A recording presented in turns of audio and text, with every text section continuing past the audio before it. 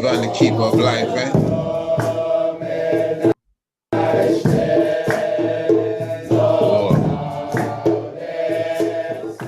Hey, give thanks for your presence with us, man, at this important hour. Definitely in the Tiger's Nest, we have a wonderful interview for you tonight with a blessed brother that is going to show us some mystic history.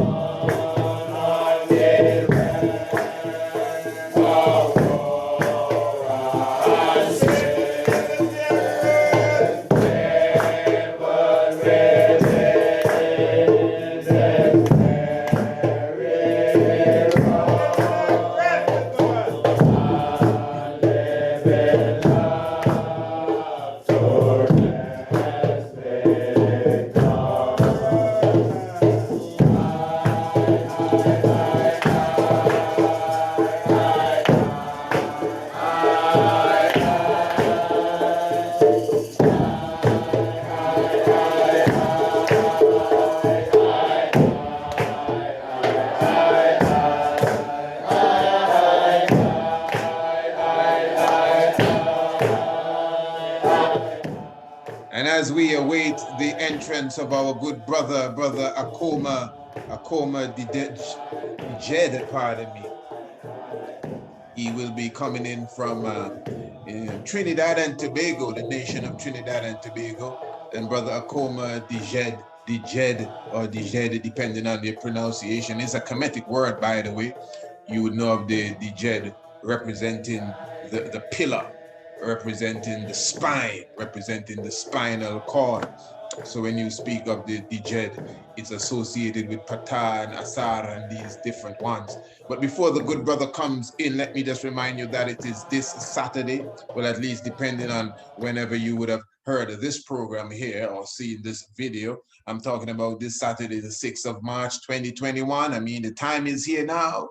If you have not received your ticket or your pass to come into the lecture hall for Saturday evening, I think now is the best time.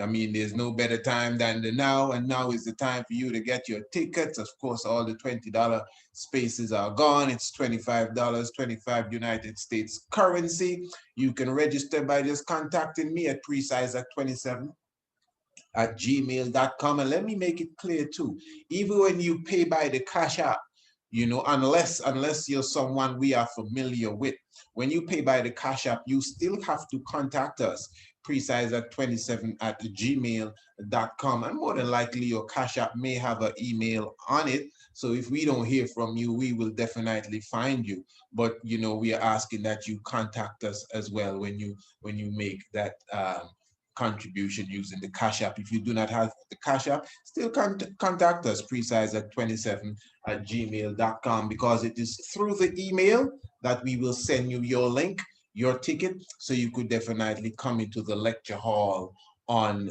that evening, that Saturday evening. And remember, when you pay for your ticket, you also get an opportunity to actually give a question in relation to what the honorable priest will be speaking about, healthy living for both male and female. If you didn't see the video that we did, the interview that we did with the honorable priest Kailash Leonce about 2 days ago, just visit our YouTube page and it's right there, and definitely giving you a little idea of what he'll be getting into. But you know, he's going to be going deeper. But you see, when you present your question, what you are doing now, you're putting yourself in a position to actually get your question answered in his presentation. And of course, even during and after the presentation, you'll be able to answer the question. So, hey, this is going to be a wonderful opportunity. You should encourage your friends. You know, remember, you buy the ticket, you know, it's whoever is with you. If it's 10 people in the house, it's 10 people going to be watching this. So it's a good investment, and you will learn a lot about your health, even just to be inspired. Something good will definitely come out of it. So make sure you get your space, because these webinar spaces, they are limited as well. They are limited. So I know a lot of people like to wait for the last minute. Well, it is the last minute. Definitely looking forward to seeing you. And of course, remember the virtual edition. This is definitely in full swing, eh?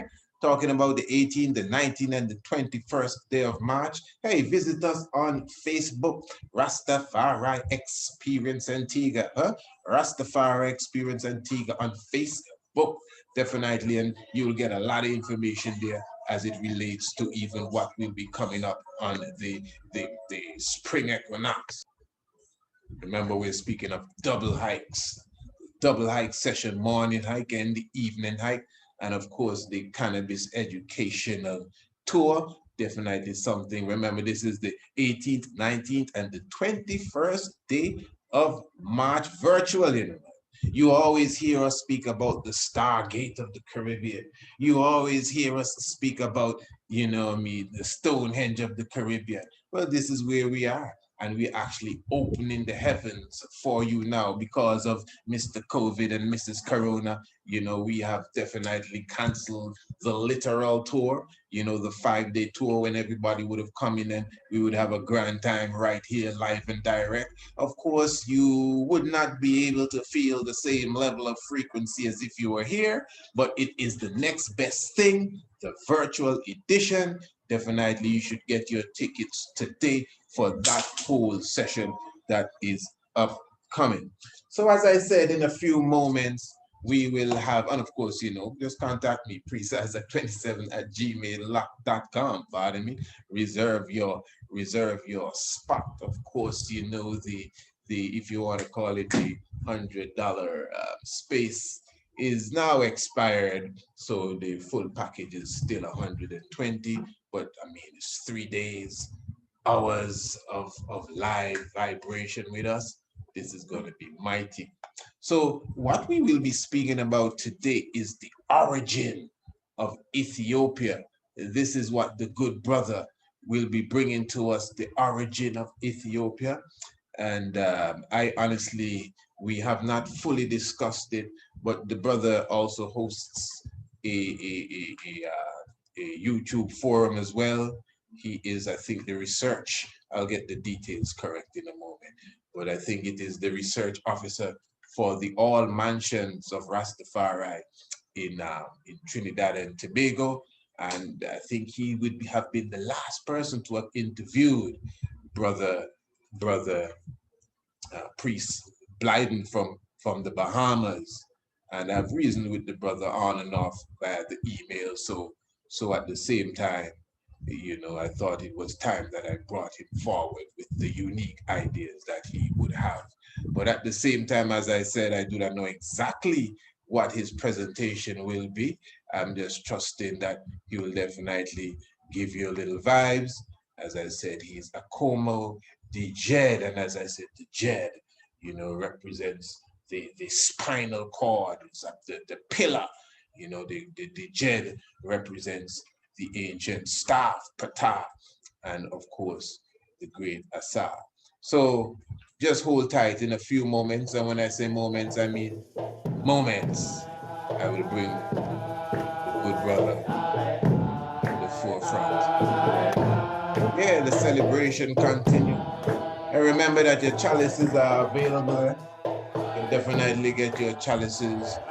They can definitely be sent to you right now, full and direct, right from Wadadli, created by the man Medi. So obviously you will get some good meditation. You know what to do, just contact us at precise27@gmail.com. Yeah, Rastafari. Coming right now, man. Don't be pressing no fast forward and them things. I'm coming right now.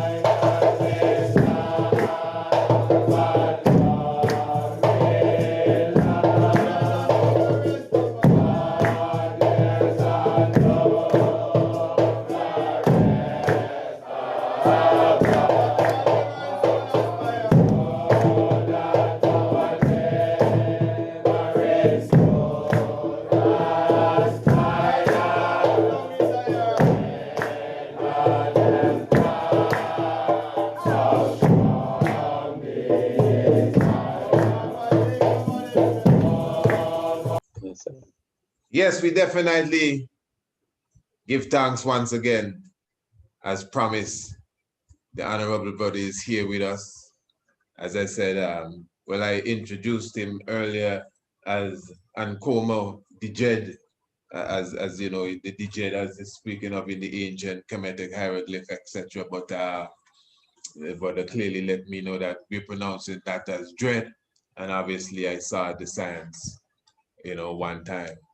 The good brother is the research officer for the oil mansions in Trinidad and Tobago. So obviously Trinidad and Tobago definitely in the house, in a sense, in the sense of the brethren representing the oil mansions of that nation. But of course, you know, I know he's a universal brethren here with us, African brother first and foremost. In fact, that is the subject the brother has in store for us tonight. He will be speaking about the origin of Ethiopia. But before we go into that, let me just say, give thanks, my brethren, greetings, blessed love. Give thanks for stepping into the tiger's nest, my Lord. Right. Blessed love. And Give thanks for true. allowing us to come in the tiger's nest, man. And give thanks listening audience and all who can and get the message. Rastafari. And even, you know, with all respect, even before we even go into the subject, you know, I would like there to even give the audience maybe there's a little quick vibration on yourself, even also as it relates to the all mansions of Rastafari. Maybe one of these times, you know, we could even have a reasoning concerning that specifically. You know, I'm very interested to know what kind of work's going on at them levels. But blessed love again and welcome. Yes, I. Blessed love. Well, I'm an Ankoma Djed, living in Trinidad and Tobago, you know, studying Rastafari, monks, the Nyabingi house and Nyabingi, but trod amongst the 12 tribe, Bobo Shanti, Bridge, and everybody. Top all mansions are Rastafari is an NGO where we established down here now to deal with like community upliftment works and thing in Trinidad, you know. So briefly, the old mansion have done a lot of activities over the years, dealing with things from family day to ganja rally to certain food drives. Many productive works the old mansions have performed in Trinidad and Tobago, and always looking to reach new heights again, you know. Rastafari. Well, give thanks, my Lord. Well, blessed love again. And did I specifically host because I know it's several times you would have invited me to a Zoom platform, which I never really got to step into. Is that through all mansions or you have a specific platform? Because I know that I even believe you may have been the last person, at least on an international level for sure, that would have interviewed the Honorable Priest Blyden. There's an interview that you did with the Honorable Priest Blyden on the YouTube. Anyone can check it out. I'm sure if you just type in Priest Blyden interview on YouTube, that is what will come up. My Lord, the Honorable Brethren here did with him. So are you in the media on some level? Social, Well, regular? I always like information and education and them kind of thing there. So when the COVID strike, I did end up take a subscription onto the Zoom platform kind of early before people start to have these Zoom meetings like that too much, you know. And we had some reasonings in the early. It was very powerful, but we're gonna kind of hold it up a little bit to bring it forward again in a better format. If you go on my YouTube channel Ankoma Djed, you would see an interview, another interview alongside where Priest Bryden is and thing, and you could get just a kind of meditation we're pushing in Trinidad, you know. So they just type in your name right here. Yeah. Ankoma Djed, right here. Okay. Well, my Lord, you know, the origin of Ethiopia is all on you. You could give a preface introduction if you want to go straight away. I know you will be sharing some slides according to what you showed me. So I'll be sitting forward here and taking in, and unless it's very necessary, I'll be giving you the floor until we reach. Well, I would appreciate once I have something to say, you interact same way, you know what I mean? True, of course, without a doubt. I'm going to start the share screen, yeah? So we have brother Ankoma Djed, as I said, the Djed, and he's yeah, that's a beautiful thing there. All right, so we see in the historical origins. All right. Yes, brother Gojo, I'm gonna mute my mic too, because I'm gonna be talking a lot. All right, respect. Can you see clearly what on the screen there? Beautiful, beautiful, clear. All right. Real beautiful too. And a beautiful feature. So when you consider the historical origins of Ethiopia, it have main sources of information that you need to consider. First, you have the archaeological evidence, which is monuments, temples, epigraphy, and numismatics. Numismatics is just a fancy term for the study of coins and the chronology in coins. You will have the biblical record. Also have His Imperial Highness Tafari Makonan's King's List that he prepared for CFRA in 1927. It have the Kebra Nagas, which is the Ethiopian national epic. And then you have external accounts from contemporary nations, which would be Kush, Kemet, Greek, Roman, and very importantly, the Himyarite kingdom, okay? Yes. Now,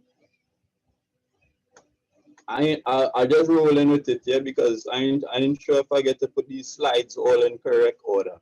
But what in front of you here now is a chronological chart of the kings of Aksumite state from the period around 100, around Common Era 100 to about 800. But what we're trying to show here now is that anytime you see this asterisk from the king named Indubis is where they start minting coins, Ethiopian coins. So you have Afila, Swaziba, Usanas, Izana, and whatnot. So you see in the chronology of time here, it's into some periods, right? Early Aksum in the reign of Gadarat, Zana, and a coinage, and certain thing like that, yeah?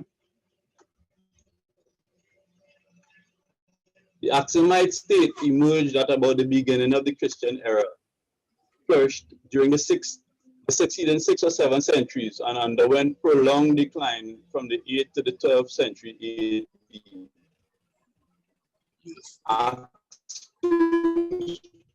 Lasted from the 4th century, 300 to 60. Its core area lay in the highlands of what is today southern Eritrea, Tigray, Lasta, and Adulis. Early centers, such as Yeha, also continued to flourish. At the kingdom's height, its rulers held sway over the Red Sea coast, from Sawakin in the present-day Sudan in the north to Berbera in present-day Somalia in the south. So 1 second, just wants to comprehend this, yeah? You see in the king? I see in the earth. Africa. All right. So well, in the African worldview, we would have watched the whole settings like this, yeah? Oh. Yeah. Right. So we just working with it. It's still the same correct map. We just correcting the perspective into the Nile Valley African worldview, right? Right. All right. So we're going in. So here's where you're seeing you have Aksum right around here. So this is the port at Adulis. So these were the two early centers of Aksumite power, right? But what they're now telling me is the Berbera coast over here, which is quite some distance in modern day Somalia, was under control. And Suakin, this is Suakin here. So all this area here is under the influence or the authority of the Aksumite state. Yeah, we go back in. Yes. So a main thing what coming up when amongst Rastafari people when dealing with the history of Ethiopia, it have the Ethiopian national epic, which detailing about the Queen of Sheba coming with Menelik and coming with Solomon and coming back with Menelik and whatnot. And within chronology timeline, it given around 1000 BC, around this 970 BC as Solomon time and whatnot, right? Right. But when you compare the archaeological record now, you would find that the earliest states what they attest to is the one we call Damot, DMT, which is from a pre-monotheistic, they would say, culture, right? So up inside of Damot and up until King Izana, they had deities and whatnot that they know in Ethiopia, right? And the main ones, they used to deal with them called Astar, Marem, and Beher, right? These three names. Astar, Marem, Beher. So Marem is the god of the Aksumites and the Himyarites. He was the deity of war, comparable to Mars or Ares in ancient Greek mythology, who used both forms of the interpretatio. It have something where when them Greeks and them come across people culture, they use something called the interpretatio to kind of form a parallel in their deities to other people's deities. So it have the interpretatio Romana for Roman gods, and it also have the interpretatio Greca for Greek deities, right? So when you see a star, they correlate this to Zeus in the Greek. And when you see Beher, this is Poseidon to them. When you see Marem, this is Ares to them, the god of war, right? Definitely. And it actually interesting, it's very interesting because Beher now, when you really check it out, the Ethiopian word for God is Exhibier. You understand? And it coming from the root BHR up inside of the. And if you really go and check it out, like if I could pull it up now and show you, it might have Exhibier. Exhibier. See? True. Right. Positive. Try to communicate it. Yeah, make it for the people to see the etymology of it, really. Yes. Yes. So when it's saying now, and Exir is a name by itself. I think they had a saint named Exir, a name very similar to that. I'm sure they would hear me talk of it. So you could see it's a combination of words for real. All right. So pardon me. Is Lord or ruler. That's what they say in Gettys, right? But then it's saying of a nation or tribe. But then today now, go ahead, reason one more. The God was known as God of the sea. But then, right? This is so even the area when we call Bahadar down in Ethiopia. The area called Bahadar it means to say seashore. Dar is shore and Bahir is sea. You understand? So it has certain factors will come down through the time then. Right? Yes. All right. So back into You historical. Okay, all right, go ahead. All right. So basically now, when we're dealing with the biblical narrative of Queen of Sheba coming to Solomon, they don't have the archaeology to basically attest to this within the timing and the chronology what they're given for it. I just recently, I now earlier before see the iProper video and talking about the timeline of Queen of Sheba. Well, to be honest, I was just going to, before you said that, I was going to say, oh, that's why you mentioned, because earlier you mentioned it, like, I see you. So now I'm listening to you, I say, oh, okay, maybe it's like a mistake, because I did put up a little video. That's a program we did last night on the Shock of the Hour, our radio program with the Queen of Sheba in Nigeria. But yeah, interested. Mistake. Go ahead. All right. All right. So what they come into now, King Izana. Not to cut you again, but you're showing our screen right now. Oh, you come off. Okay, all right. Go ahead. Sorry about that. Yeah. You're good, man. Yeah, man. All right. King Izana. So, Zascalis, right? Zascalis is one of the first Ethiopian Aksumite kings what start to control in South Arabia, yeah? Inscriptions from Aksum and elsewhere date from as early as the end of the 2nd century and reveal an Aksumite state that had already expanded at the expense of neighboring peoples. The Greek inscriptions of King Zascalis, who ruled at the end of the 2nd century AD, claim that he conquered the land to the south and southwest of what is now Tigray and controlled the Red Sea coast from Sawakin to the present-day Djibouti and Berbera areas. That means the areas are pulled up on the map before and showed.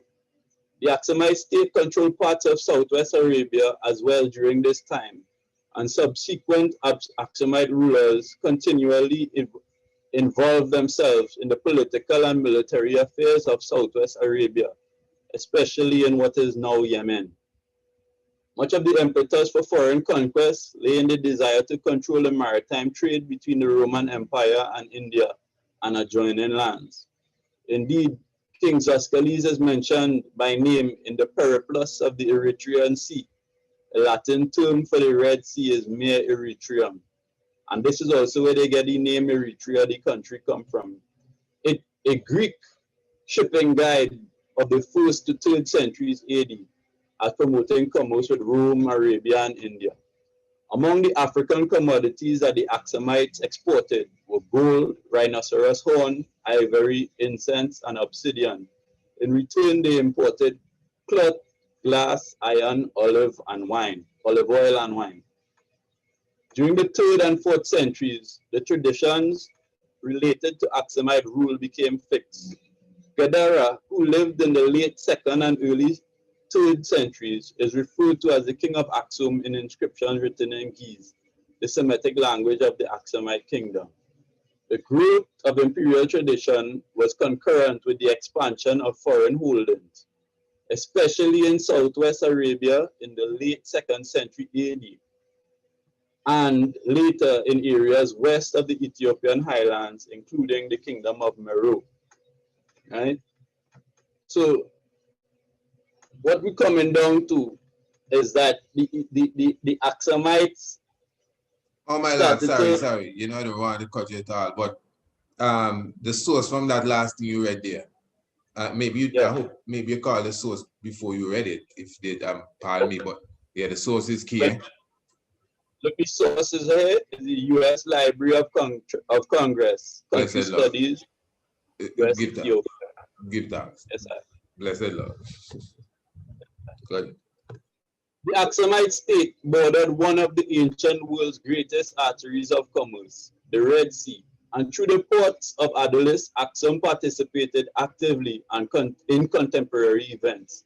Its links with other countries, whether through military campaigns, trading enterprise, or cultural and ideological exchange, made Aksum part and parcel of the international community of the time, peripheral perhaps from the Romanocentric point of view, but directly involved with the nations of the southern and eastern spheres, both within the Roman Empire and beyond.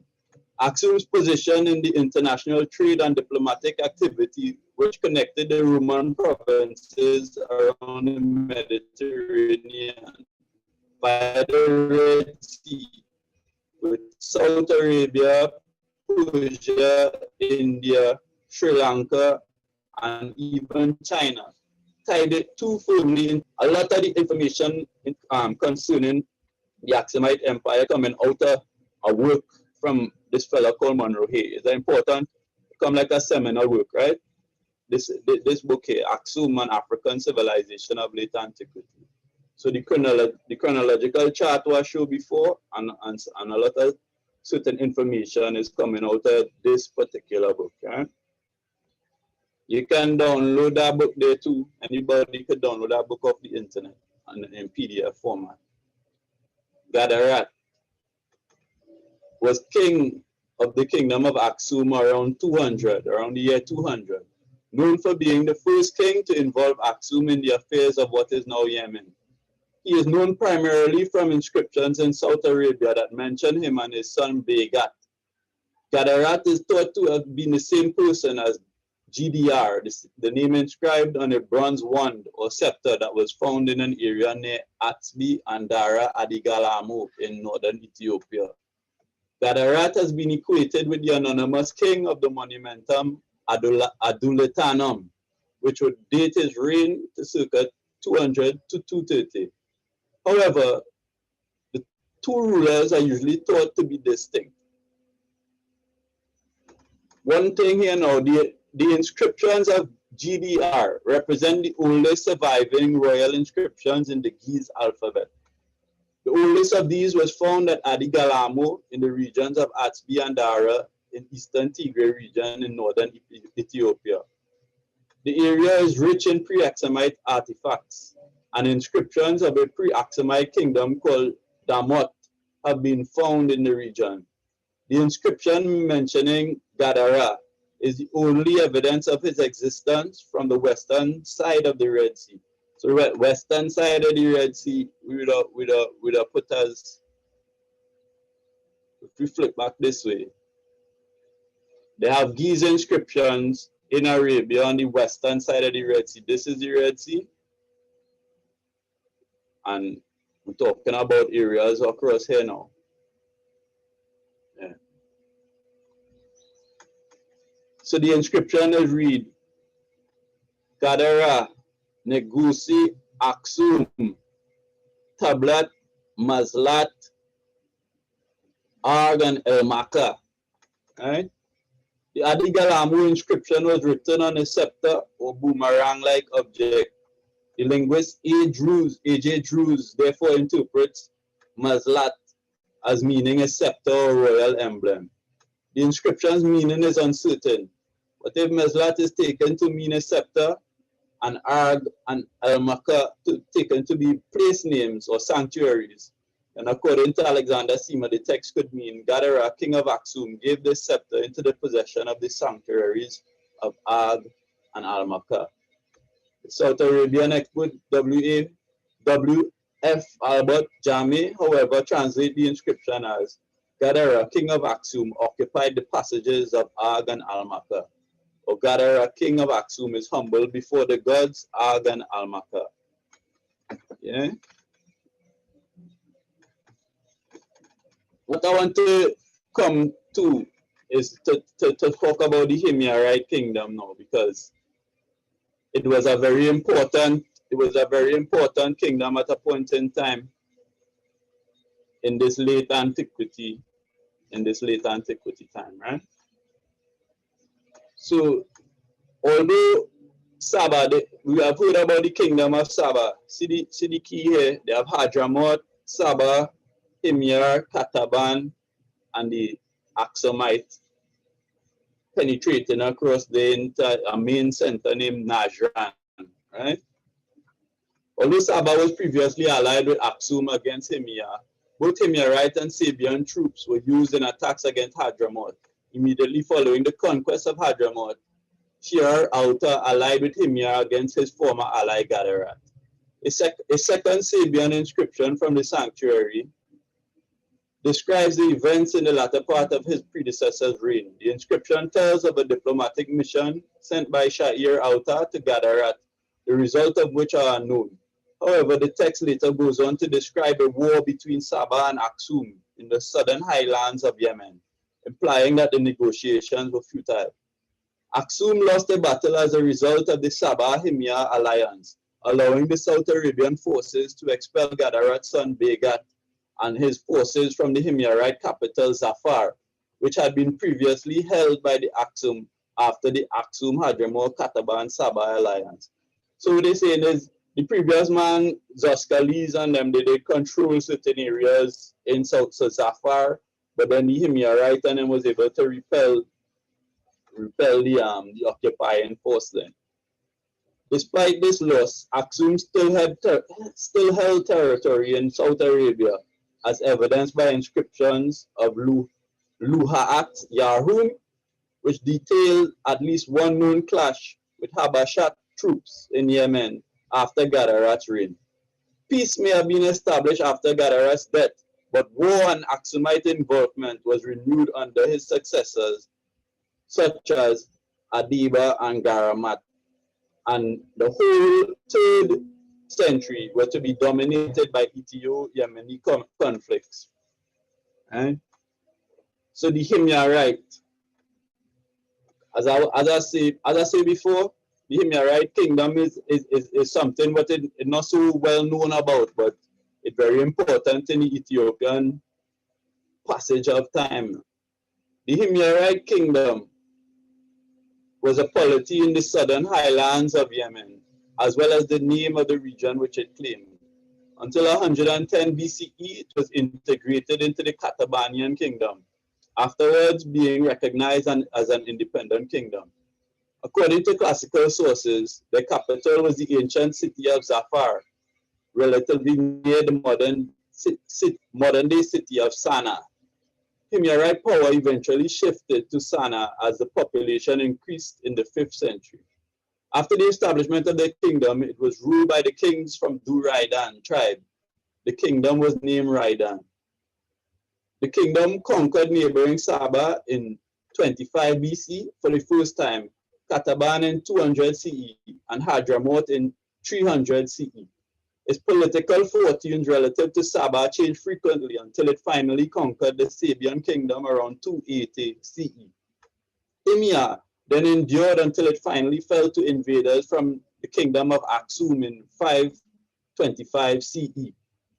The Himyarites originally worshipped most of the South Arabian pantheon, including Wad, Athar, Am, and Al-Makka, since at least the reign of Abi Karib Assad, which is around 384 to 433 Common Era.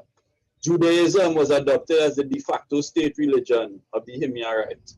The religion may have been adopted to some extent as much as 2 centuries earlier, which would put it in the 1st century. But inscriptions to polytheistic deities ceased after this date. It was embraced initially by the upper classes and possibly a large portion of the general population over time. The Himyarite kingdom maintained nominal control in Arabia until 525. Its economy was based on agriculture, and foreign trade centered on the export of frankincense and myrrh. For many years, the kingdom was also a major intermediary linking Africa and the Mediterranean world. This trade largely consisted of exporting ivory from Africa to be sold in the Roman Empire. Ships from Himyar regularly traveled the East African coast, and the state also exerted a large amount of influence, both cultural and religious and political, over the trading cities of East Africa, whilst the cities of East Africa remained independent. The Periplus of the Eritrean Sea describes the trading empire of Himyar and its ruler Charabael, who is probably Karab Il-Watar Yuhan M. II, who is said to have been on friendly terms with Rome. The inscription reads, And after 9 days more, there is Zafar, the metropolis, in which lives Charibael, lawful king of 2 tribes, the Homerites, and those living next to them called the Sabaites. Through continual embassies and gifts, he is a friend of the emperors. Right? But what it come into is that it come like it have 2 streams of information. It have the Ethiopian myth or a national epic, what's given the rise of Ethiopian kingdom to basically Solomonic tradition, right? And then the archaeology and the inscriptions, what they're in physical reality, they show in where they had a certain form of culture and existence beforehand, and then King Izana in 325 was converted to Christianity, right? But it have some. Normally, a lot of us, when we think about King Izana, we hear, well, he did come and destroy Meru. But upon closer investigation, it seeming like if it had a different dynamic between the kingdom of Aksum and the Meretic kingdom. Yeah. So I want to see if I pull up some picture there first for the other. Oh. Yes. I can see the eye at all. So you seen everything? Yeah, I've seen everything clear, and making a few notes, and we'll ask a few questions. I don't want to bring them in between right now. All right, good. So this,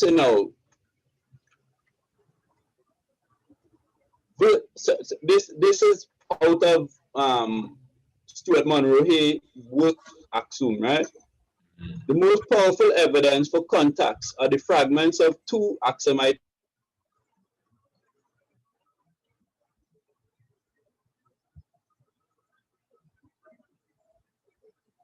Okay, let's see if we have a little stick in there. That's more than a little stick. So this is a difference now, because a lot of people are Meru, but due to certain archaeological finds and things to deal with the climate and one moment, brother. We stopped there for a moment. But the video kind of had a sticking process there. Just read over that again one more time. Just forgive me. Okay, no problem. Well, I'm gonna start from the top and bring it down. Yeah, do it. Yeah. Virtually nothing is known of what sorts of contact Aksum had with its western neighbor, the kingdom of Meru or Kasu, and its large but probably loosely controlled areas of more or less effective influence. It has been suggested that perhaps the famous rock relief of the Meroitic king Shurkar at Jabal Kela, the easternmost Meroitic monument known, was connected with some conflict with a rise in Aksum, but there is no proof either way. Only a few objects to which a Meroitic origin has been attributed to be found in Ethiopia, most notably some bronze bowls from Adigalamo, which could have come from Roman Egypt, possibly the diorite thumb ring archers loose found by the British Institute and East Africa expedition at Aksum, and a corner-line amulet of Hippocrates with the typical W from the Meroites on its forehead. This part is what I highlighted now. The most powerful evidence for contacts are the fragments of 2 Aksumite inscriptions from Meru, which may indicate the Aksumite campaigns reached the city, and also some these inscriptions roughly cut on the pyramids there. When King Izana of Aksum led his expedition to the Nile, the Meroitic kingdom had probably ceased to exist. Its successors, the Noba, apparently behaved insultingly to the Aksumite ambassadors sent to them and were punished by a military expedition. Certain tribes, the Mangurto, the Baria, and the Kasa, had asked for Izana's support against these aggressors, and either regarded Aksum as a usefully powerful neighbor who could be invoked to help check the Noba ambitions, or possibly even as a suzerain. Right? Suzerain is a word, real fast. It means to say you rule over somebody. Right? A sovereign or state having some control over another state that is internally autonomous. Right? So, right here we are. So the people on them call for help either as a powerful neighbor or as a suzerain. Izana's expedition also attacked the Kasu, the remnants of the Meretic state, both the Noba and the Beja. So these ethnic groups are very important because we have to watch the map and understand what part of geography these people were found in, right? Both the Noba and the Beja, as well as the Kasu, were officially noted in the titulature as comparting part of Izana's kingdom. Right? And yeah. It have inscriptions. Look here now. This is from the Monumentum Adulatanum, where it claiming that the Beja and all the people who erect their tents with them, having defeated the Tagaitan who dwell upon the frontiers of Egypt, I had a road constructed going forward from the lands of my empire to Egypt. So what I getting at here, priest, is when you really get into the primary inscriptions and really listen to the second and third hand analysis, the inscription showing that the Aksumites had a wide sphere of influence. You understand what I'm saying? Like much greater than what would commonly be attested to them. Right? One thing now is that the Ethiopian culture play a very important role in the pre-Islamic situation, right? Because here we have now. I want to know how much time we working with there, Bobo, because it have whole heap of things to say. Well, this looking so nice. This look very nice and interesting. Let's give it the next 15 minutes, and then maybe we could give a little quick talk here. But that looks so nice. As King is on there, how going on there? This here now is when the Muslims they ran. So these here is who might be the Muslims. You see me? Yes, right. And they flee to Ethiopia, and then the Quraysh was coming to try to ask him, and he declined them. He declined them from coming for the Muslims, right? Oh, okay. All right, but it has some things I want to show here now, because the Balana, right? Yes. When Meru fall around 350 AD, they say, right? But when Meru fall, it had three kingdoms come up after it, right? It had the Nobatia, the Makuria, and Alodia. It was three kingdoms that come up after the fall of Meru, right? Now, some people say that Izana is who was Christianizing people and things, but when we check the history, the real history, Izana was converted in 325, but the kingdom of Nobatia was converted in about 543. So it have a whole 200 and change years from when these people will end up taking up monophysite Christianity, right? I want to go through some things with these bananas. Yes. Awful, right. great tomb complexes built at Kustul around 370 to 400 AD. Now the chronology is important. You have to understand the chronology because this is 400 years into the Christian period of time, right? And across the Nile at Balana around 400 to 500 AD, marking new material culture that appeared in northern Nubia after Meroitic rule ended there. Yes. Archaeologists call the new culture X group. Like the Tumuli at Kerma 2,000 years before, the tombs were earthen mounds over elaborate substructures that contained wealthy royal burials, including sacrificed retainers. Horses and camels were also sacrificed and were buried in the shaft of the tomb or in separate pits. Texts written in Greek identify this kingdom as Nobadia.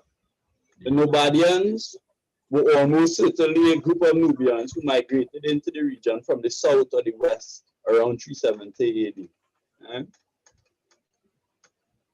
The Balana them,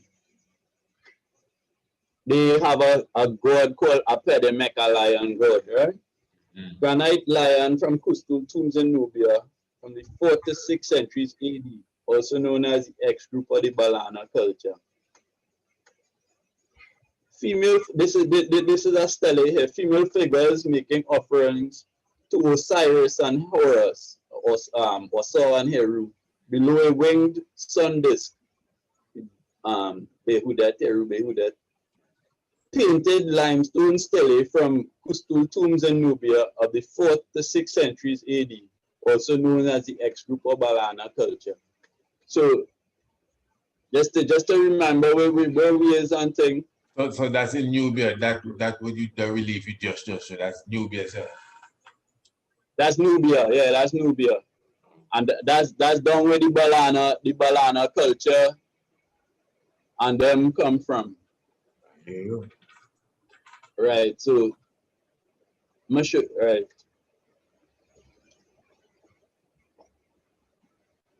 So what I say about Akhenaten? Wait. No, Amen.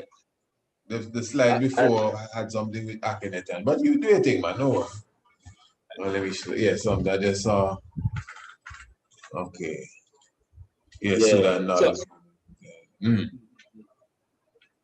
All right. So we're talking about the cultural unity in the Horn Africa, in the Horn Africa, right? So that thing you just showed, what did it say that Akhenaten had temples built in Sudan? Yeah, well, it's saying built by no, it's in Sudan, Northern Province, Kingdom Fort and Aten Temple of Sesibi, built by Amenhotep the Fourth, Amenhotep the Fourth, Akhenaten. Okay. He built it. Yeah.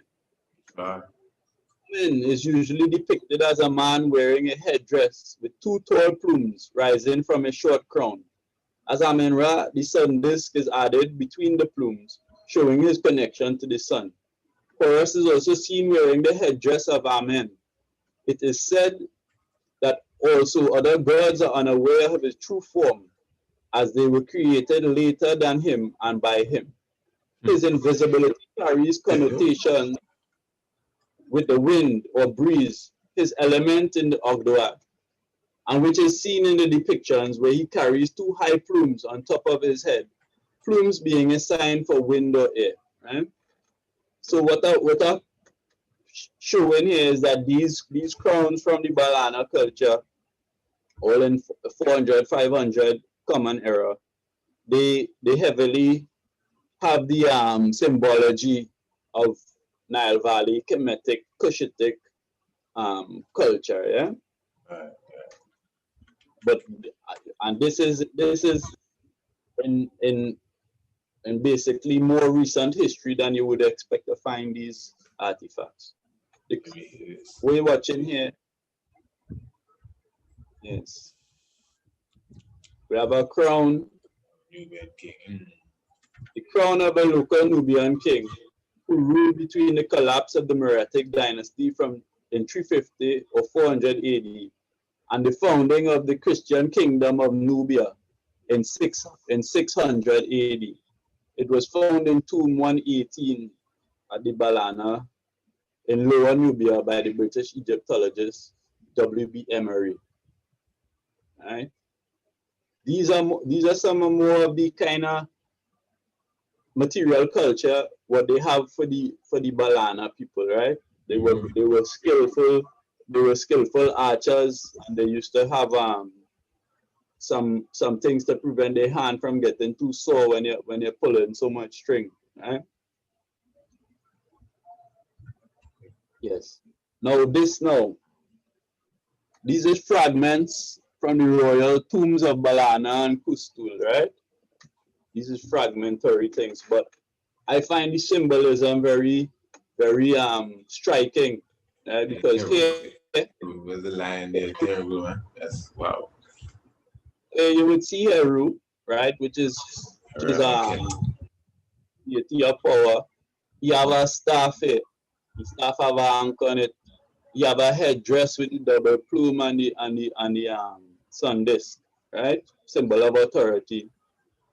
Here we see Ethiopian lion of Judah symbol, and you could see similarities. It have the crown, it have this thing. Anybody who trying to deny that this is a representation of this, then they're in heavy denial, right? Then they man.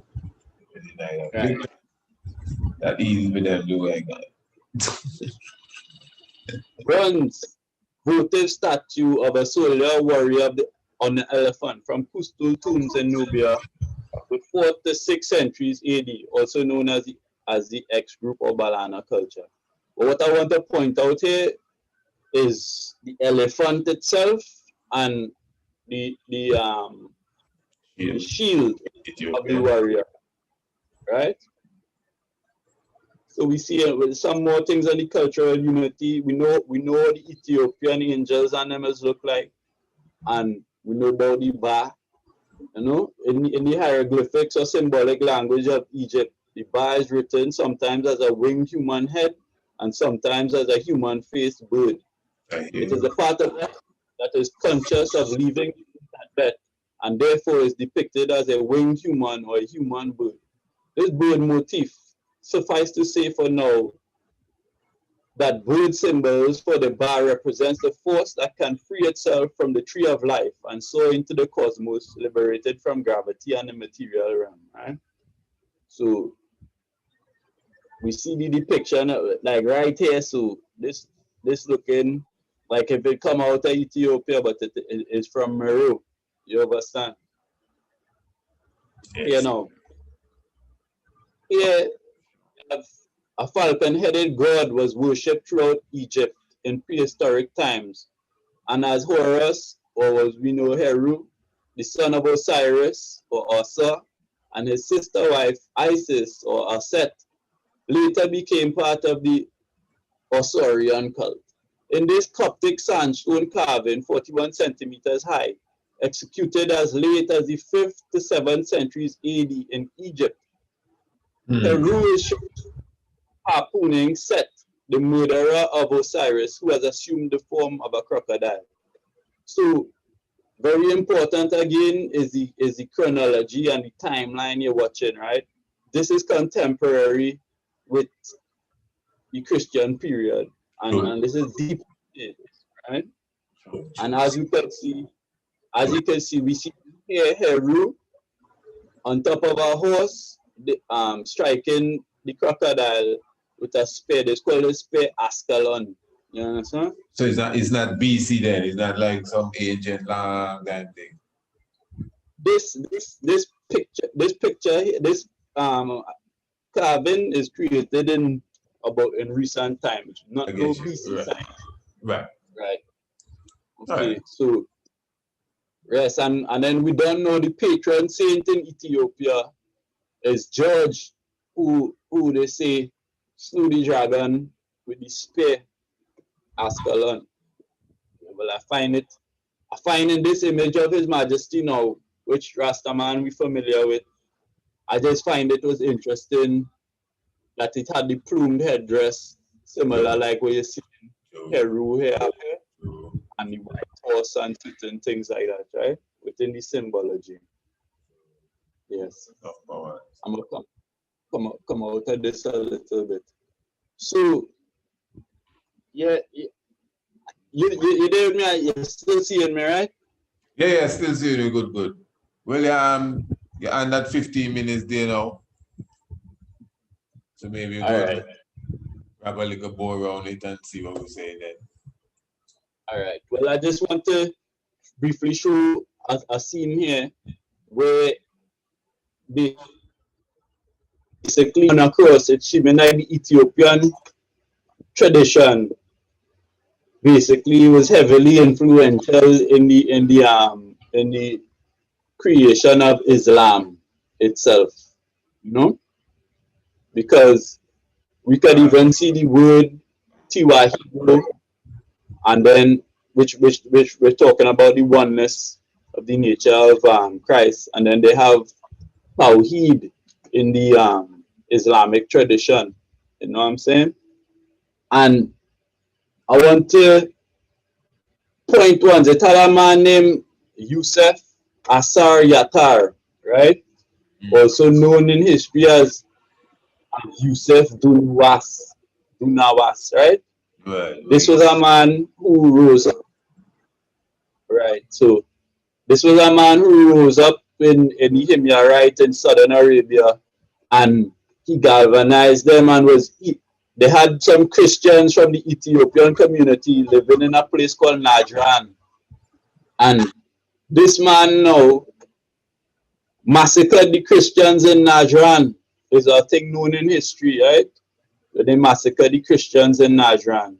And due to Yosef Dunuwas massacring the Christians in Najran, the Emperor Caleb decided to mount a military campaign against him, right? So the Ethiopians and them went and they end up put down Yusuf Dunuwas and basically colonized the whole of Arabia period from around, we will say, 520 to 570, right? Common era. In this time now, the Ethiopians were they come like they were spreading churches and whole heap of things in the area. I'm trying to draw up something here for you now quickly. I will be accessing. I have to draw. All right. Well, I'm going to pull it up same speed because it's very important. Yeah. Because what the truth. You're doing good. Yes. All right. Well, I will show you this part. In the Quran, they don't talk about elephant. Right. They talk about the Surah 105 called Al-Fil. Al-Fil is a thing mean the elephant, right? And we don't see the Ethiopians and them is the people who affiliated to the elephant. It says, this early Makan Surah refers to an event that happened in the year of the birth of our holy prophet, say about 570 in Yemen, was then under the rule of the Abyssinians, Christians, who had driven out the Jumiyarite ruler. Abraha Ashram was the Abyssinian governor or viceroy. Now this is the Islamic version. Intoxicated with power and fired by religious fanaticism, he led a big expedition against Makkah, intending to destroy the Kaaba. He had an elephant or elephants in his train, but his sacrilegious intentions were defeated by a miracle. No defense was offered by the custodians of the Kaaba as the army was too strong for them, but a shower of stones thrown by a flock of birds destroyed the invading army almost to a man. The stones produced sores and pustules on the skin, which spread like pestilence.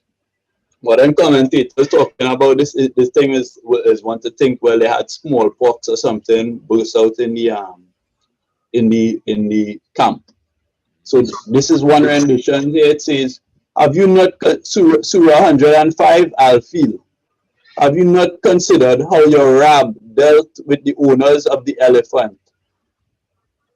Did he not make the treacherous plan flop, and sent against them a flock of birds, which pelted them with stones of baked clay, thus rendering them like chewed up chaff? Right?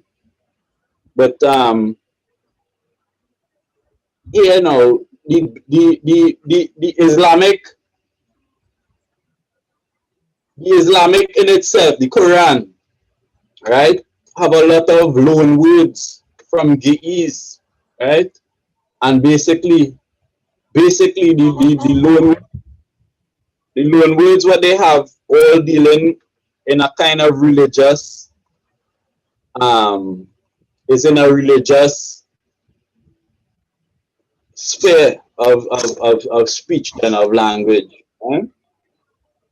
So I want to show something here because I was connecting some links with the Ethiopian to the Islam, but I come across a thing today which would even add more substance to it, right? So the same Abraha, he did create a cathedral in Yemen to try to divert the pilgrimage of the Arabs to Mecca. This wasn't the Kaaba at the point in time was so-called pagan, so it's different peoples used to come and circumambulate the Kaaba stone, right? But this is an actual monument, well, remains of a building that was built by Abraha, the Ethiopian general, in such time. This walled enclosure in Sana'a, Yemen, is where Abraha al-Ashra built an imposing cathedral. Abraha was a Christian ruler of Yemen who wanted to divert Arab pilgrimage from the Kaaba to his cathedral. He set out with an army, which included elephants, to destroy the Kaaba, but was struck down on the outskirts of Makkah by a hail of stones carried by birds. The story is in Surah in the Quran. Right? No, this part here now, I recently come across this. This is a piece of information from a man named George Hatke out of University of Vienna. Right? Now, I want to bring it to, if you're following his reasoning, he will let you know that the Ge'ez was heavily influential right here. Loan words. It have loan words in what not found. Well, basically they got it from the Ethiopian. Right? Now, right now, I kinda would want to do some more studies for me to top up my Ge'ez and my Arabic, right? But you would take it, you can watch this video and pause it and do your back studying, right? Showing you that these words, the word for monk, cell, angel, heretic, cursed, people, table, Satan, gospel, as well as the word kitab for book itself. All of these words were taken from the Ethiopian Ge'ez language as loan words into Arabic, right? So the man draws some conclusions here. He say Ge'ez loan words in the Quran, many of which are of a religious nature, indicate Hijazi contact with Ethiopian Christians, or at the very least with regions with which Ethiopian Christians had close ties. Although Abraha, the Ethiopian-born king of Himyar, established control of the Hijaz, and while his army included Ethiopian troops, his occupation of the Hijaz was brief, and it's not clear how effective it was in transmitting religious ideas and vocabulary. This point here I find very strange, because I want to bring your attention to if I could zoom in on this more. You see in this, priest? Yeah, say that good. All right. Going back to Saudi Arabia. Well, this is the Himyar, right? This is not really Saudi Arabia. This is what they're showing you. The extent of the Himyarite empire in the reign of Abraha, who is the Ethiopian who is ruling over such areas, yeah? Now, watch the map good And you could see this inscription here, dating from 550, from Muraigan tree, right? They say this is the inscription within the consonantal form and the translation they given it here.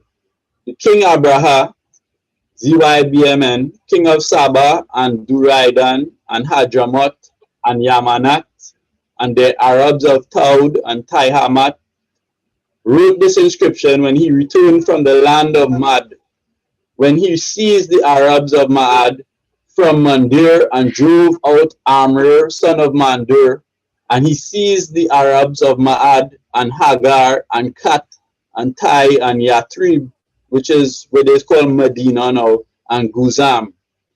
And this map here now shows these names and the physical location of them relative to what they say. Well, the Ethiopian Empire had control over all of these areas here then, right? Now, and they were only kicked out by the Persian Sassanians in 570, a little bit after they get thrown out.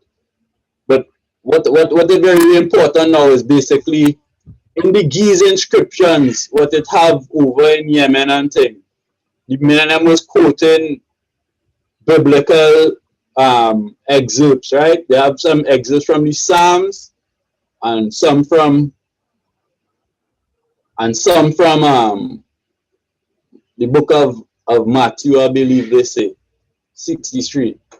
But this is information very important. So it's kind of like the pre-Islamic environment of Saudi Arabia was immersed in the culture and the political control of Ethiopia, and even the words what they're using in some of the book, and the concept of Tawheed coming from Tiwahido, and a lot of these things is things that we have to look into a little bit further. But yeah, priest, I didn't get to order my slides on them like how I think, and as you can see, it have much more. But I think I will pull it up there for now. And if you have anything you want to reason about, yes, my lord. Yeah, very profound presentation. I positive that well, most would agree. A lot of information there, not just saying it and saying, well, Ethiopian Arabia is one or whatever, but you clarify it and show where the kingdom stretched forth, and you know, well, a lot has been said. You know, I'm not going to label you with no question or anything, just to the timing as well. But a few things I just kind of wanted to get from you, from my own perspective, and maybe one or two things just quickly for the audience, yes, in case, you know. So for me, the coins, because you know, this evening we would be doing a Mind Your Business program, and that information you dropped there. When you said Ethiopia first started to use the coins, just give me that again, please. I still allowed to share my screen and yeah, you're still on top of the game. All right. Well, let me share and bring that up again. And while you're looking for that, what the you know, you'd hear of one speak of the name itself, Ethiopia, and you know, the Greeks and XYZ. But then, so you know, people say, well, you know, it's a Greek word. But what's the reality or the truth of the king known as Ethiops, of who the name Ethiopia comes from? You could shed any light on that for the audience and for all of us, myself too. In terms of the Ethiopians, son of Kush or so in the Ethiopian tradition, I want to feel like that's what you would call an eponymous ancestor. Somebody who give their name to a place or a thing, you know. Mm-hmm. But within reality, I think that the Ethiopian word itself is a Greek word. I don't think it's an indigenous word to I, you know. And they extrapolated back, because in reality, it have people on the internet now that basically letting you know that Ethiopia is not Ethiopia. The Ethiopia what they referencing in the Bible and all of that is really pertaining to Nubia, all right? And it's very important too, because even when in Acts 8:27, right? Acts chapter 8:27, where they talk about Philip, and he was the finance minister for Queen Candace, right, of Ethiopia. Now we know it have Kandakes from Nubia, right? And in fact, if you my screen sharing right now, you're sharing, but not the coins part. You're still sharing the Monophysite Cathedral. Okay, let me pull up the coins for you. We're screen sharing now. Right. Yeah. Okay, that's it. Somewhere there.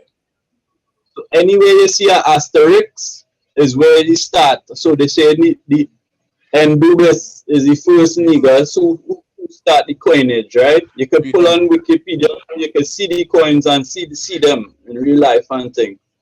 So and that's 270 AD.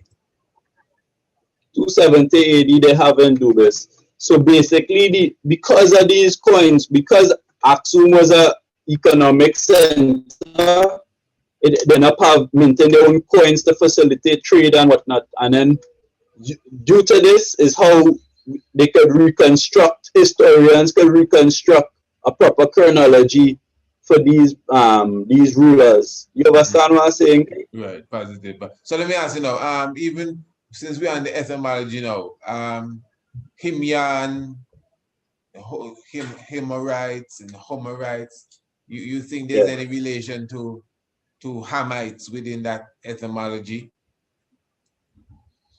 I'm not getting that etymology. The Homerite, the Himyarite is Himyar.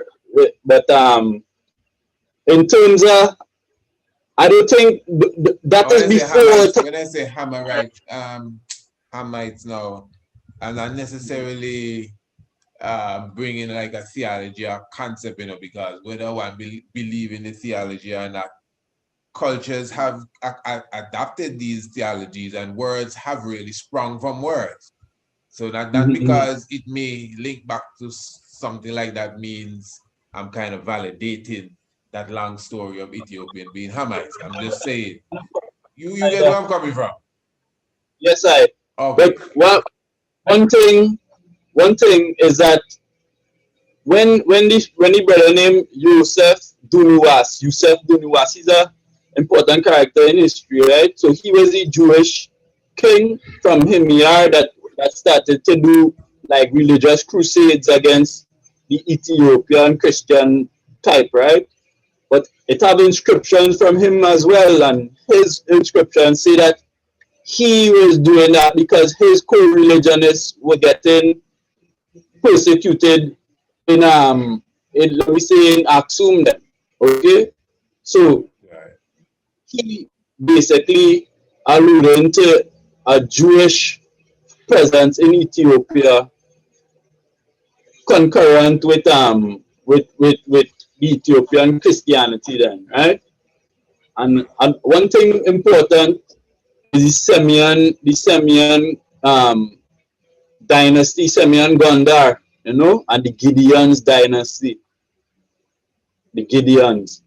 That's when Izana converted and turned into a Christian, some of the Jewish people rebelled, and they went up in the Simeon Mountains and formed their own kingdom.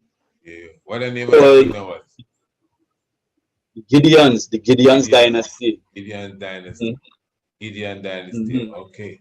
Interesting. And that's because of Izana's pushing the Christian order within Aksum or in Ethiopia. Yeah, Izana. Now you see, before Izana converted, had Christians and Jews and things in the country still, It's just that he converted and maybe would started to endorse the rulership on them to control rovers, but it had a sort of types of people in the land prior to that, you know. Beautiful. King, let me just ask you one more thing before we go now, especially it may not be directly a part of the discussion, but it's still a part because it came up still. So when you turn the earth around, can you explain that to the audience who may not understand that idea? Okay, well, when you turn it upside down, is that the Nile River was the central cultural highway in ancient times, right? So up to today, I could share back again. Yeah, okay, hold on 1 minute there. You gotta give me a second there. Hey, you know, this is the tiger's nest. I don't know what's going on there. Yeah, you should be there, yeah. So I want to move this here. Come. So right. In the Eurocentric worldview, this is the way that the world is, you understand? But yeah, in the Nile Valley culture, this is the way that we reckon everything. So if you ever hear about Upper Egypt is higher this way. You understand? More south. Upper is more south. Lower Egypt is lower here. Now it also have to do preciser with the elevation. It also have to do with the elevation, because when you're up here in Aksum, you're 4,000 meters above sea level, right? And you're coming down. You have the White Nile coming from Uganda and then place deeper. You would have the Blue Nile coming out of Bahadar coming here. And then you have the Nile at Bara also coming out of Ethiopian highlands and coming right. So on this is the Blue Nile coming to Khartoum, and this is the Atbara coming from the highlands in Ethiopia. And this whole piece of land what compass it in between, they just call the island of Meru. The island of Meru, or today they call it the Butana. You understand? But it's an area where it have certain cultural linkages. These men and them used to come from follow the wadi, follow the riverbed, and reach right down inside of Nubia. They're normal. If the inscriptions of Izana and some of the other rulers, they mention specifically the Beja, right? The Beja is an important cultural group because the Beja, their border was up to Aswan in history. The Romans used to fight with them, and even the Nubians used to have certain issues with them and things. It's something where we could go over more calmly and thing in the future and all. But yes, so the Aksumite used to claim like rulership over the Beja, over the Kasu, over the Noba, and various groups of people, right? One thing, let me see if I could talk about it. The Nobatia and them. Nobatia was a late antique kingdom in Lower Nubia, together with two other Nubian kingdoms, Makuria and Alodia. It succeeded the kingdom of Kush. So when the kingdom of Kush did thing, these cultures popped up, right? But as I was saying here, after its establishment around 400, Nobadia gradually expanded by defeating the Blemmese. These people known as Blemmese is the same people known as the Beja, is the same people known as the Troglodytes, the cave dwellers, right? And it's the same people where they try to ball how they don't have no head and they head on the chest and thing. If you go and check it out, yeah. it's different, but yeah, the Blemmese and the That's why they, let me show you. See, Berenice Troglodytica was a port. I see that, yes. Right? And if you check out what troglodyte means, troglodyte, a person who lives in a cave, is a Right, person who lives human, right? So it had people used to dwell in caves and thing in that area there and whatnot. it's a whole heap of history to come down here this night, you know. King, if you can give the audience any sort of you know what I mean, connection, whether it be whatever, you know, as you were speaking earlier, website, Instagram, whatever the case is, give them a link so they could follow up on anything that you may be doing or will be doing in the future. Even as it relates to the all mansions too, which I want to have a discussion on that sooner or later to the month.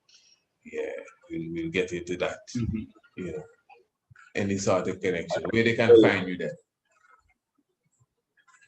You can find me on YouTube, spelling Ankoma Djed, Ankoma space DJED, right? You can also find me on Facebook under the profile Asim Pottinger, ASIM right? You can also find our Mansions of Rastafari Facebook page.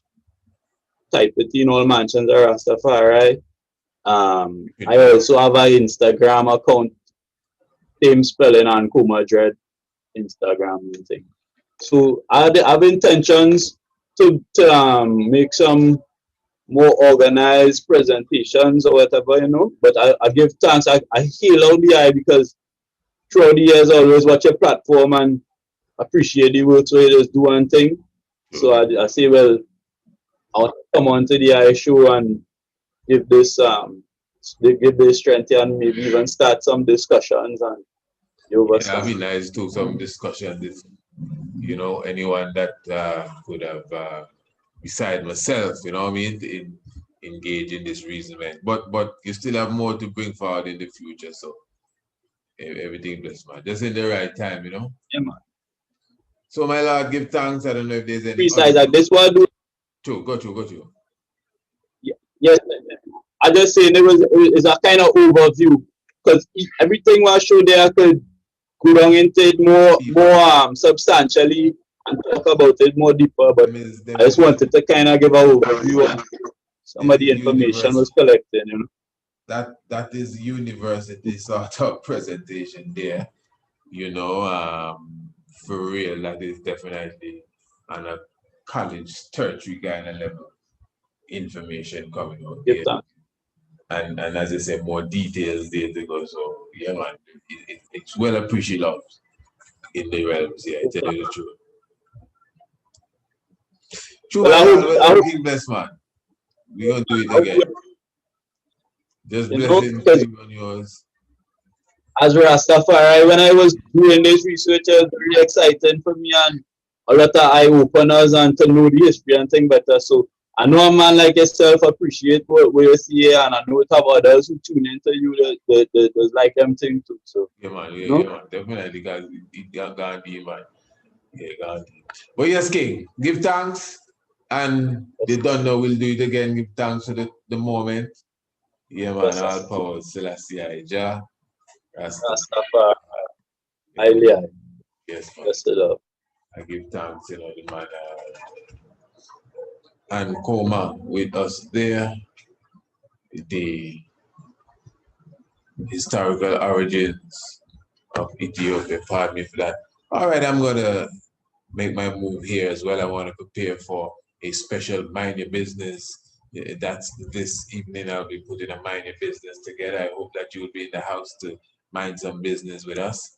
And as the brother says, who is it? King Ndubi, you know, Ndubis, who minted the first coin in Ethiopia. So we're gonna be talking about some Ethiopian coins tonight as well, and many other things on Mind Your Business. So make sure you step into that. And of course, as I said, looking forward to see you on Saturday within the house. Make sure also Even you get your chalice fresh that you know, created just for you. And we could definitely send it talking about, yeah, officially through the FedEx to make sure it's safe and sound in the shipping order of it. Yeah, so everything can flow smooth. That was a wonderful presentation. Give thanks to the good brother. Give thanks for your strength. Give thanks for all those who are sitting in, those who appreciate of the information and will definitely apply it. Yeah, give thanks, life giver, and the keeper of life.